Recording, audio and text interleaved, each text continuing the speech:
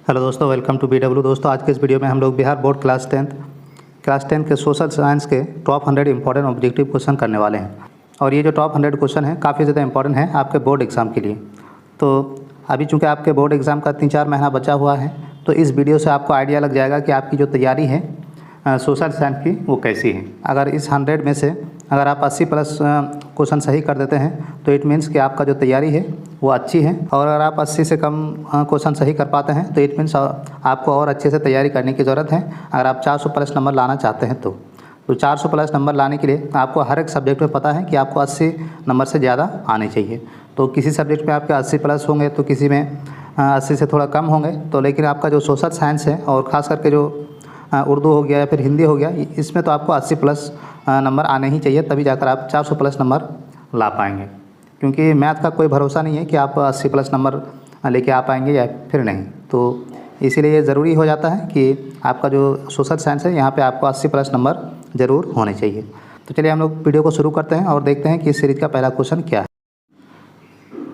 तो इस सीरीज़ का पहला क्वेश्चन है कि किसके नेतृत्व में 1857 की क्रांति कानपुर में हुई थी। यानी 1857 की जो क्रांति हुई थी उसमें कानपुर से कौन नेतृत्व कर रहे थे।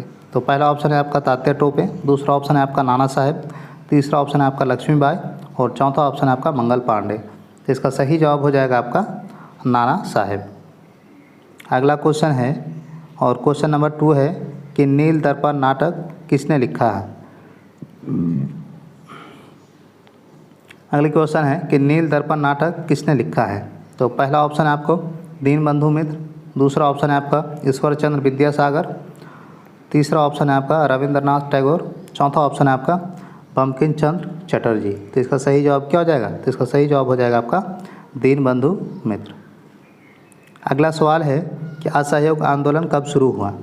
तो पहला ऑप्शन है आपका 1919, दूसरा ऑप्शन है 1920, तीसरा ऑप्शन है 1930 और चौथा ऑप्शन है आपका 1942। इसका सही जवाब क्या हो जाएगा। जो असहयोग आंदोलन है वो कब स्टार्ट हुआ था, 1920 में। और आप बताइए कि भारत छोड़ो आंदोलन कब स्टार्ट हुआ था। उसका जो आंसर है आप लोग कमेंट सेक्शन में बताइए कि भारत छोड़ो आंदोलन कब स्टार्ट हुआ था। अगला सवाल है कि भारत छोड़ो आंदोलन किस वर्ष स्टार्ट हुआ। तो यही क्वेश्चन मैंने आप लोगों से पूछा है, तो आप लोग इसका कमेंट में जवाब जरूर दीजिएगा। अगला सवाल है भारतीय राष्ट्रीय कांग्रेस की स्थापना कब हुई।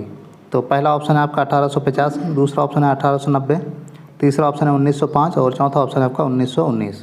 तो इसका सही जवाब क्या हो जाएगा। तो इसका सही जवाब हो जाएगा आपका 1885। अगला सवाल है भारत में सबसे बड़ा कोयला उत्पादक राज्य कौन सा है। तो पहला ऑप्शन है आपका बिहार, दूसरा ऑप्शन है झारखंड, तीसरा ऑप्शन है उड़ीसा और चौथा ऑप्शन है आपका छत्तीसगढ़। तो इसका सही जवाब क्या हो जाएगा। तो इसका सही जवाब हो जाएगा कि जो झारखंड राज्य है वो कोयले के उत्पादन में भारत में नंबर 1 है। तो मैं आप लोगों से दरख्वास्त करूंगा कि अभी तक अगर आपने वीडियो को लाइक नहीं किया है तो वीडियो को लाइक ज़रूर कीजिए और चैनल को सब्सक्राइब कीजिए और अपने दोस्त और आपका जो व्हाट्सएप ग्रुप है उसमें इस वीडियो को शेयर ज़रूर कीजिए। अगला क्वेश्चन है कि कृषि का आधार किसे कहा जाता है। तो पहला ऑप्शन है आपका वर्षा, दूसरा ऑप्शन है मिट्टी, तीसरा ऑप्शन है आपका बीज और चौथा ऑप्शन है आपका खाद। तो इसका सही जवाब क्या हो जाएगा। तो इसका सही जवाब हो जाएगा आपका वर्षा। अगला सवाल है कि हरित क्रांति मुख्यतः किससे संबंधित है। तो पहला ऑप्शन है आपका कपास उत्पादन, दूसरा ऑप्शन है आपका खाद्यान्न उत्पादन, तीसरा ऑप्शन है आपका दुग्ध उत्पादन और चौथा ऑप्शन है आपका चीनी उत्पादन। तो इसका सही जवाब क्या हो जाएगा। तो इसका सही जवाब हो जाएगा आपका कि ये खाद्य उत्पादन से संबंधित है। अगला सवाल है कि भारत का सबसे बड़ा जल विद्युत केंद्र कौन सा है। यानी कि भारत का जो सबसे बड़ा जहाँ पे बिजली बनती है वो केंद्र आपका कौन सा है। तो पहला ऑप्शन है आपका भाखड़ा नागल डैम, तीसरा ऑप्शन है आपका हीराकुंड डैम, तीसरा ऑप्शन है आपका सरदार सरोवर बांध और चौथा ऑप्शन है आपका तेजू डैम। तो इसका सही जवाब क्या हो जाएगा। तो इसका सही जवाब हो जाएगा आपका भाखड़ा नागल डैम में सबसे ज़्यादा बिजली उत्पन्न की जाती है। अगला सवाल है कि सर्वाधिक गेहूँ उत्पादन करने वाला राज्य कौन सा है। तो पहला ऑप्शन है आपका उत्तर प्रदेश, दूसरा ऑप्शन है आपका पंजाब, तीसरा ऑप्शन है आपका मध्य प्रदेश और चौथा ऑप्शन है आपका हरियाणा। तो इसका सही जवाब क्या हो जाएगा? तो इसका सही जवाब हो जाएगा आपका उत्तर प्रदेश, यानी कि गेहूं के उत्पादन में उत्तर प्रदेश नंबर 1 पे आता है। अगला सवाल है, भारत में ग्रामीण विकास का मुख्य आधार क्या है? तो पहला ऑप्शन है आपका उपयोग, दूसरा ऑप्शन है कृषि, तीसरा ऑप्शन है परिवहन और चौथा ऑप्शन है आपका व्यापार। तो ग्रामीण का मुख्य विकास का आधार क्या होगा? वो कृषि हो जाएगा, क्योंकि जो भी लोग गांव में रहते हैं उसका सबसे मुख्य कार्य क्या होता है? खेती गृहस्थी करना। अगला सवाल है कि जनधन योजना कब शुरू हुई है? तो पहला ऑप्शन है 2012, दूसरा ऑप्शन है आपका 2014, तीसरा ऑप्शन है 2016 और चौथा ऑप्शन है आपका 2018। तो इसका सही जवाब क्या हो जाएगा? तो इसका सही जवाब हो जाएगा आपका 2014 में, जब मोदी जी आए थे तब जनधन योजना शुरू किया गया था। अगला सवाल है, सकल घरेलू उत्पादन जिसको जीडीपी भी कहते हैं का तात्पर्य क्या है? यानी कि जीडीपी किसे कहते हैं? तो पहला ऑप्शन है आपका विदेशी व्यापार, दूसरा ऑप्शन है देश में उत्पादित कुल वस्तुएं एवं सेवाएं, तीसरा ऑप्शन है आयात और निर्यात, चौथा ऑप्शन है आपका कर राजस्व। तो इसका सही जवाब क्या हो जाएगा? तो इसका सही जवाब हो जाएगा कि जीडीपी जो होता है वो देश में जो उत्पादित कुल वस्तुएं और सेवाएं हैं उसे ही सकल घरेलू उत्पाद यानी कि जीडीपी कहा जाता है। अगला सवाल है, बेरोजगारी का सबसे बड़ा कारण क्या होता है?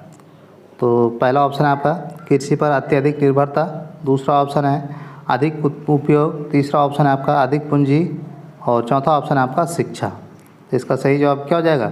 इसका सही जवाब हो जाएगा कि बेरोजगारी का सबसे बड़ा कारण है कि हमारे देश के जो लोग हैं वो सबसे ज़्यादा कृषि पर ही निर्भर हैं और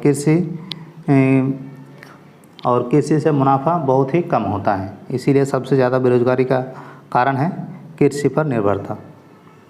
अगला सवाल है, भारत में योजना आयोग की स्थापना कब हुई है? तो पहला ऑप्शन है 1947, दूसरा ऑप्शन है 1950, तीसरा ऑप्शन है आपका 1951 और चौथा ऑप्शन है आपका 1956। तो इसका सही जवाब क्या हो जाएगा? इसका सही जवाब हो जाएगा कि योजना आयोग भारत में 1950 में स्थापना हुई थी। अगला सवाल है, भारतीय संविधान कब लागू हुआ? तो पहला ऑप्शन है 15 अगस्त 1947, दूसरा ऑप्शन है कि 26 जनवरी 1950, तीसरा ऑप्शन है आपका 26 जनवरी 1949, चौथा ऑप्शन है 2 अक्टूबर 1950। तो इस क्वेश्चन में है तो बहुत हल्का क्वेश्चन, लेकिन कन्फ्यूज़न बच्चों के अंदर ये रहता है कि भारतीय संविधान कब लागू हुआ। तो इस बात का मतलब ये नहीं कि कब आज़ादी हुआ, कब आज़ाद हुए हमारा देश वो अलग बात है, संविधान कब लागू हुआ ये एक अलग बात है।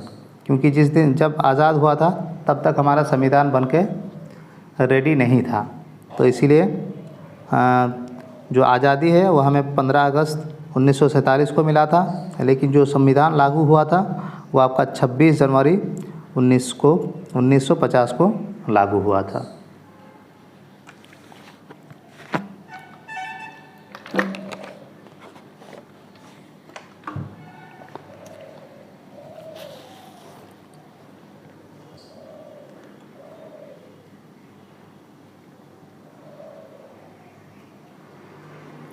अगला सवाल है, भारत के राष्ट्रपति का चुनाव कौन करता है?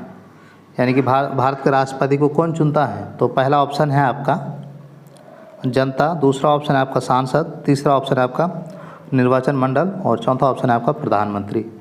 तो इसका सही जवाब क्या हो जाएगा? तो इसका सही जवाब हो जाएगा आपका संसद के सदस्य, यानी कि जो भी विधानसभा हो या फिर लोकसभा हो, इन सभी सदस्य जो है भारतीय राष्ट्रपति का चुनाव करते हैं। अगला सवाल है, भारत में संसद के कितने सदन होते हैं? तो पहला ऑप्शन है 1, दूसरा ऑप्शन है 2 और तीसरा ऑप्शन है 3, चौथा ऑप्शन है 4। तो भारत में संसद के कितने सदन होते हैं? तो भारत में 2 ही सदन होते हैं, एक आपका उच्च सदन और एक आपका निम्न सदन। एक आपका विधानसभा, एक आपका लोकसभा, एक और आपका राज्यसभा, ये 2 ही सदन होते हैं।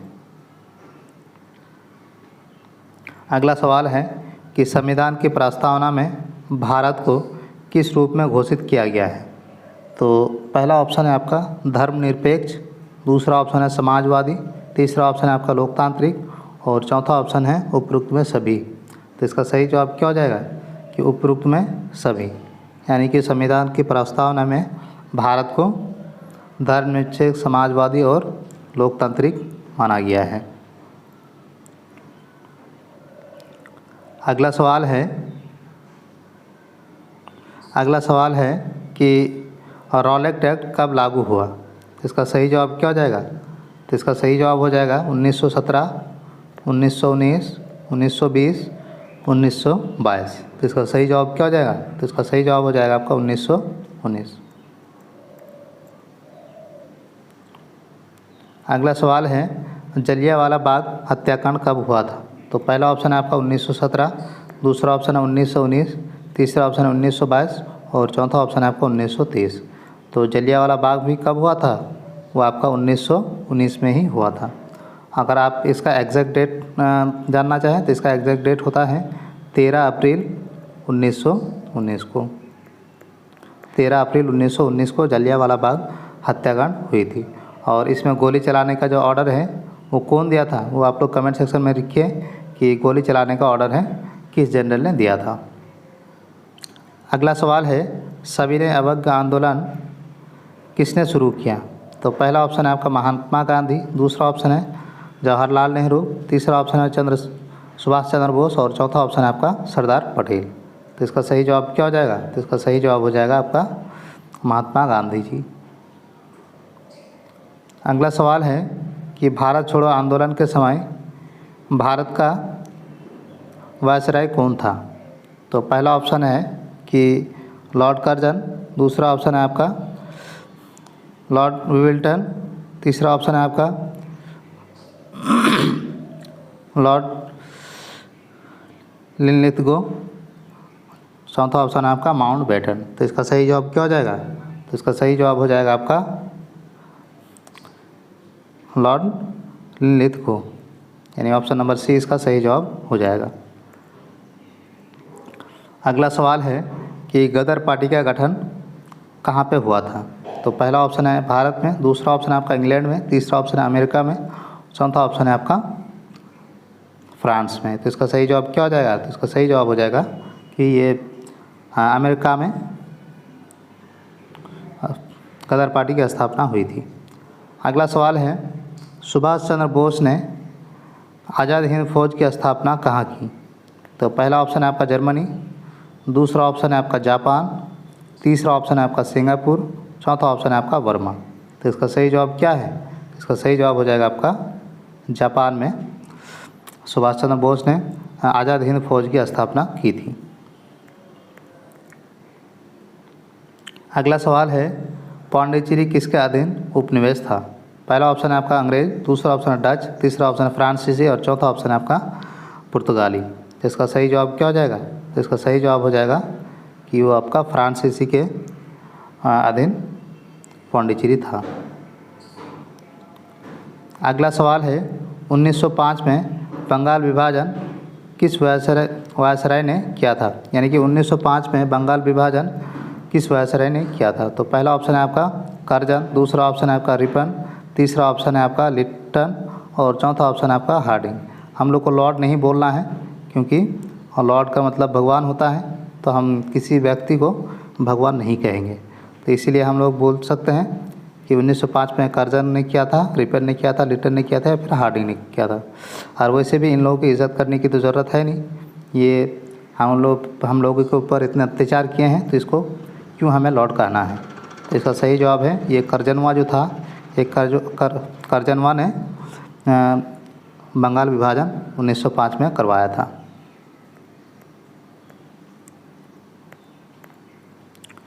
अगला सवाल है कि पूर्ण स्वराज का प्रस्ताव कांग्रेस ने कब पारित किया। तो पहला ऑप्शन है 1927 में, 1929 में, 1930 में, 1935 में। तो इसका सही जवाब क्या हो जाएगा कि पूर्ण राज्य का दर्जा कांग्रेस ने 1929 में लाहौर अधिवेशन में किया था। 1929 में लाहौर अधिवेशन हुआ था, वहाँ पे ये बात पारित हुई थी कि अब हमें पूर्ण स्वराज की ही मांग करनी है, हमें ऑटोनोमस बॉडी ही बनानी है। अगला सवाल है कि भारतीय संविधान सभा की स्थापना किसके द्वारा की गई थी? तो पहला ऑप्शन है आपका नेहरू, दूसरा ऑप्शन है गांधी, तीसरा ऑप्शन है कैबिनेट मिशन और चौथा ऑप्शन है आपका लाला लाजपत राय। तो इसका सही जवाब क्या हो जाएगा? तो भारतीय संविधान सभा की स्थापना तो अंग्रेज ने किया था, कैबिनेट मिशन ने। अगला सवाल है कि भारत के सबसे लंबे राष्ट्रीय राजमार्ग कौन सा है? तो पहला ऑप्शन है आपका NH1, दूसरा ऑप्शन है NH7, तीसरा ऑप्शन है NH8 और चौथा ऑप्शन है आपका NH44। तो इसका सही जवाब क्या हो जाएगा? तो इसका सही जवाब हो जाएगा आपका NH7 या फिर NH44। इसमें थोड़ा सा कन्फ्यूज़न है, तो इसका जो जवाब है मैं आप लोगों को कमेंट सेक्शन में बताऊंगा। तो अभी तक अगर आप लोगों को वीडियो को लाइक नहीं किया है तो वीडियो को लाइक ज़रूर कीजिए और इस चैनल को सब्सक्राइब कीजिए और इस वीडियो को अपने दोस्तों के साथ शेयर ज़रूर करें। तो आज के इस वीडियो में हम लोग यहीं तक रहने देते हैं। नेक्स्ट वीडियो में हम लोग आगे के क्वेश्चन को डिस्कस करेंगे। Thank you so much for watching this video.